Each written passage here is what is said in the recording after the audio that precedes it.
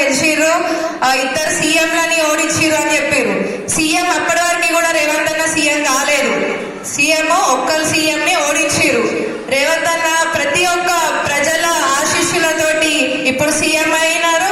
ఆ సీఎం గారే ఇక్కడ ఈరోజు ప్రోగ్రాం పెట్టి కండక్ట్ చేసి మనందరినీ గ్యాదర్ చేసి మరి అతను మనకి కాంగ్రెస్ గవర్నమెంట్ ఫామ్ అయినాక మనకి సీఎం అయింది మనకు రేవంత్ అన్న, అతనే మనకు కానుక అందిస్తున్నారు.